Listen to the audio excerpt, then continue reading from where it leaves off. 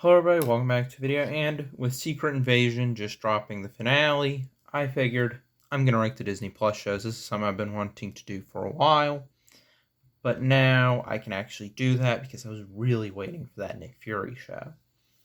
So let's get started. So number 9 is She-Hulk. There are a few issues with this one. The writing just isn't very good. Basically, any time that any jokes land, it's when someone's making fun of the title character. The only good episodes were the ones that had Wong and Daredevil. But even then, I would rather watch almost any other episode, even some of the weaker ones from some of the top tier shows. Ultimately, the show just boils down to having, in my opinion, an unlikable protagonist. So, I mean, there was promise. I love meta stuff. The Deadpool movies are great. I love the Scream movies. If this had handled the whole meta thing better and just had better writing, I guess, I mean, maybe it wouldn't be, higher, but the gap between this and 8th place would probably be much lower. So, I mean, much smaller. So, yeah, that's my bottom pick. Let's move on to the next one. Okay, number 8 is Miss Marvel. Maybe it's just the fact I'm not a fan of Captain Marvel, so a show about a fan of Captain Marvel is not something I would like. I mean, in general, this one just is a big one in terms of its difference in tone. This is also where they decided to introduce mutants, which is an interesting idea. And really, it's that reveal which kind of raises this one up a little bit. There's no really standout episode. They're all about the same level of average. That's really just the best way to describe this show is average. Really, the thing with these bottom two is they're really not shows that if I had said I was going to watch every Marvel project, I don't think I would have watched these. But I think all the other ones I would have watched. So there you go. Let's move on to the next one. The Falcon and the Winter Soldier comes in at number 7, and there are some interesting things with this one. This is definitely one that should have worked. You've got one of the most interesting comedic duos with the title duo. It's about the history of Captain America as well, the legacy specifically. And it's also got that Winter Soldier vibe, and that's one of the best MCU movies. So all of that should have added to creating a contender for the best show in maybe Disney Plus in general, not just Marvel. So why is it this low? That finale. You're going to see this come up again, but that finale is not great. There's one other example of a show being really dragged down by its finale that I'm going to get to later. But the Falcon and the Winter Soldier's biggest issue is its finale. If the finale was handled a little bit better, then maybe it would be a little bit higher. But as for right now, it's in the bottom 3. So let's move on to the middle 3 now. Okay, so number 6 is WandaVision. Probably a controversial opinion because this is typically one of the highest rated Disney Plus shows. I mean, there are some things that are good about this one. I like the idea of it paying homage to different eras of sitcoms. I just don't know. Because another big thing is this is a deep dive into grief through the character of the Scarlet Witch. I don't know if sitcoms and grief and Marvel is the best mixture. I mean, there have been great sitcom episodes that have dealt with grief, but I don't know if making an entire Marvel series out of it was a great idea. But for the main performances of the title characters, probably the best ones they gave, to be honest. Some just pretty good performances, and a villain reveal I wasn't too okay with. So yeah, let's move on to the next one. All right, number 5. What if season 1? All right, I think out of all of these when they were announced, this was the one I was looking forward to the most because it was just a really cool idea. Alternate timelines. And so when you actually get to the episodes, that first one was a pretty safe bet. The second one, I just decided randomly, I want to watch that second one again, the T'Challa Star-Lord episode. And that was actually a lot better than I remembered it being. Episode 3, fantastic murder mystery. Episode 4, really good. Probably the best one. I didn't mind the zombie episode. Unfortunately, 6 and 7 is where it kind of went off. That those are the issues. The Ultron, What If Ultron 1 episode is absolutely fantastic and probably the other best episode of the season. And I think maybe one of the best episodes of any Disney Plus show for Marvel. And then you have the finale, which I like. I like the fact that it ends with sort of a multiversal Avengers team. But I feel like they did some safe bets, really, that first episode. And honestly, I would have liked to see them go even crazier. Which, from what it seems like with Comic-Con stuff from last year and this year, it seems like they're going to be really going into that crazy factor for Season 2. So I'm very excited for that. But let's move on to number 4. Number 4 is Secret Invasion. I don't hate this show. I know that's probably a very unpopular opinion, but I think there's a lot to like, particularly episodes 1 through 5. They're really good, and particularly episode 1. If I was to rank these based on the first episode alone, this would far and away be the number 1 spot. The other episodes are really good. A lot of people are saying should have been bigger, should have been grander, should have had all the Avengers, should have been a movie. You know what? Maybe it should have been.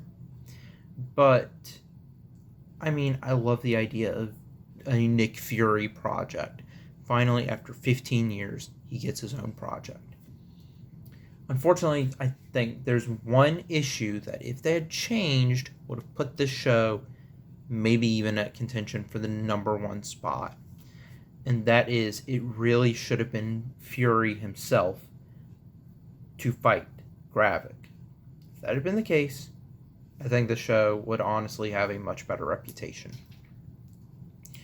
Instead of that, and making this honestly probably what it should have been, which is for the MCU, what should have been the Logan of the MCU, particularly for Samuel Jackson.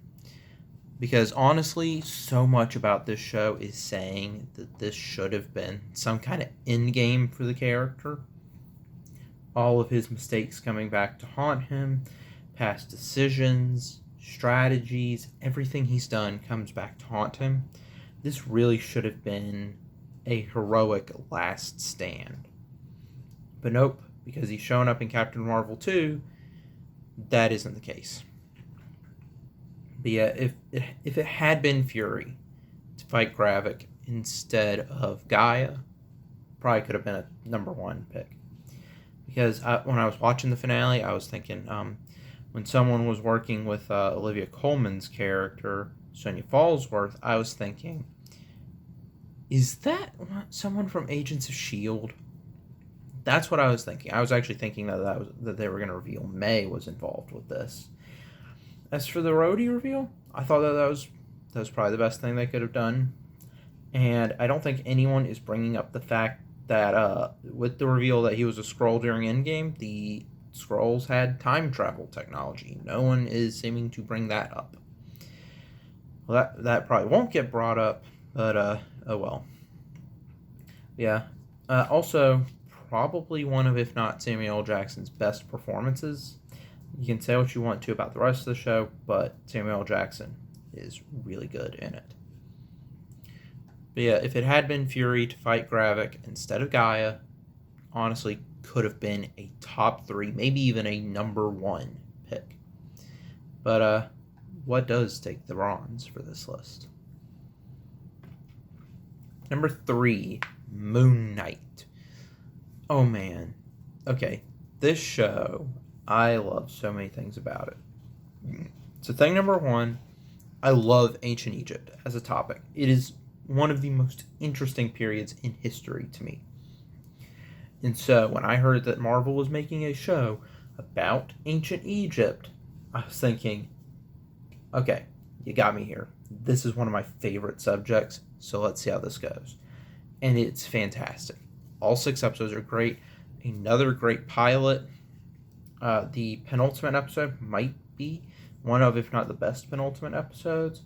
And then you get some classic Indiana Jones adventuring with episode 4. You've got the mystery element of the first episode, really first 2 episodes. Just an incredible show. The only thing is personal enjoyment for the top 2. I just enjoy the top 2 more. But for new Phase 4 characters, I think Oscar Isaac as Moon Knight might be my number 1 favorite. But let's get into the runner-up on this list. Okay, number 2 is Hawkeye. It could just be because I am a sucker for Christmas stuff. I love Christmas. It's my favorite time of the year. And so when I heard they were making a Hawkeye show, I was saying, okay, yeah, Black Widow's getting a movie. Okay, fine. Yeah, makes sense you'd want to give Hawkeye something. And then I saw that trailer and I was thinking, wait, this is a Christmas show? And that's when my excitement shot through the roof. And I watched this and I loved it. It is just incredible. And apparently, even with the toned down Kingpin in the finale, one of my favorite MCU villains already just from that last episode. So honestly, if he's even better in Daredevil, might be looking at a new favorite MCU villain for me. But this is sort of a passing the torch story that gives Jeremy Renner an exit as Hawkeye if that's how he chooses to leave the MCU, while passing on the bow and arrow. And I actually think that the idea of a fan of an Avenger works much better in this than Ms. Marvel. And again, I just love the Christmas setting. It's just really fun. But, I mean, okay, yeah, you probably guessed what number 1 was, because I think a lot of people are going to say, if number 1 isn't WandaVision, it's got to be Loki. Yeah, no big shocker, right? Loki is the best Marvel show that Disney Plus has done. Tom Hiddleston, one of, if not my favorite character in the entire MCU. And this show is just incredible. I love time travel. And so Loki traveling through time and all the stuff about the multiverse and everything else is just fantastic. Another one of my favorite introductions for Phase 4 is Mobius, played by Owen Wilson. Glad to see he's returning for Season 2. And this just has so many memorable characters, even one-off characters, such as classic Loki, played by Richard E. Grant. But I mean, of course, we can't really talk about Loki without talking about that last episode. So while it's not the best episode of the show, it's a really great episode. All of the episodes minus Lamentus are some of, I think, the best in the best 15 Disney Plus episodes for Marvel. But the finale of Season 1, because that's what I'm factoring in this, when I eventually do an update, I will probably separate Seasons 1 and 2. But the reveal of Jonathan Majors as He Who Remains is very good. And the fact that they just allow the final episode to be all of the info that you need for the multiverse saga is genius. You get the big final climactic battle out of the way in episode 5, which I really like. And then you get to find out all the answers with that finale. It's really good. I'm very excited for season 2. In case you're wondering, the trailer dropped the day I'm recording this. And if the trailer is anything to go by, looks like Loki season 1 could lose its top spot. But we will have to see. Anyway, that's it for this video. What is your favorite Disney Plus show? Honestly, maybe I should make an entire video on Loki because there's so many things I didn't even get to talk about, such as Sylvie. I'll just bring her up quickly. Pretty fun character. Really good dynamic with Tom Hiddleston Loki, the main one. Anyway, yeah, I'm probably going to do a Loki video at some point. But this is my ranking of the Disney Plus shows. What's yours? Maybe if you don't rank all of them, just your top 3. Which for me, the top 3 really changed depending on, what I want to watch that day. So this could change tomorrow. But 4 through 9, those are going to stay the same. It's really just those top 3 that move around. But yeah, like and subscribe. That's it for this video. I will see you in the next one. Bye.